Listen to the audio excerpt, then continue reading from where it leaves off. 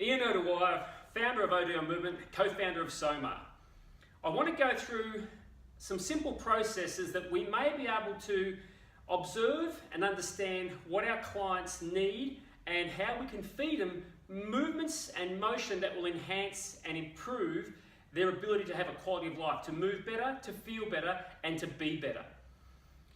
A lot of our clients, if we follow the first initial of the lead principles of SOMA, we need to understand that when our clients express something to us, not only do we have to listen to their verbality, but also listen to what their tissues are saying. And quite often our clients will come into me and speak about how they feel limitations through the inner hip capsules, how they feel a bit stuck, how they feel a bit tight maybe.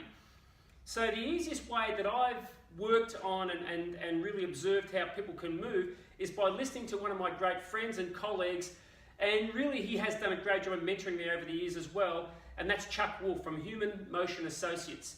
And the collaboration that Chuck and I and SOMA have done over the years has been phenomenal. And this is where our industry has to continue to head. And Chuck talks a lot about being able to stack up. And when people lose their ability to have this motion through their hips, they can't stack up. And stack up simply means by taking our feet apart to a comfortable distance. Can you leave, in this case, I'm going to leave my right foot behind. Can you leave your right foot behind, straighten your right leg, and now can you get your chest, your hip, your knee, and your ankle to stack up into a line? And can you return in a really comfortable position?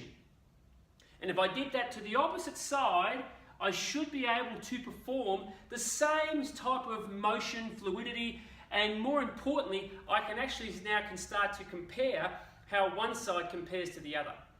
So now, me as a coach, me as a trainer, I'm starting to not only listen to my client, but listen to my client's tissue. The second thing I want to do now, and that's the E, and that's engage the client into a motion now that is going to allow them to permit and enhance the body to change, to reconnect to the brain. So now that the brain can start to identify the movement pattern that it needs to be successful in this position. So what I might do is if my client now struggles or identifies a position that they need to go into, I might now take away this freedom of being in an open space, and I might now put them into a space that has a bit more support. So I'll put them back into that wide stance again to where they're comfortable, and what I'm going to do now is I'm going to allow them to have their foot, their knee, their hip and their shoulder stack up against the wall. And what will happen here is that they can now start to identify, because they now start to reconnect to their own body, they start to actually tell me where they feel the restrictions or the stickiness of the tissue.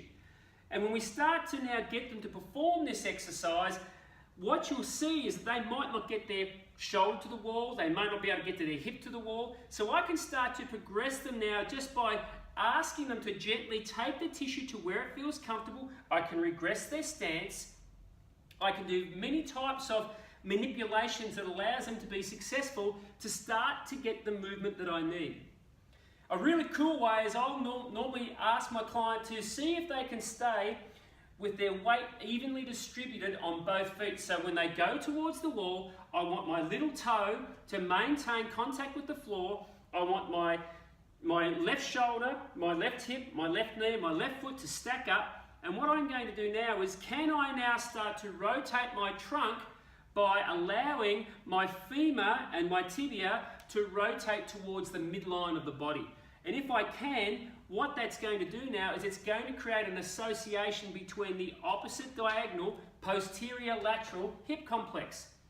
So really what's happening now is, by getting the motion now into this right inner hip capsule, by allowing the motion at the ankle to start to be successful and to start to allow the tissues to pump the fluid and allow the tension now to be shared throughout the entirety of the body, I'm creating a successful motion now, which is pretty important for anyone who's now going to start to play golf, to walk, to run, to really play any sport.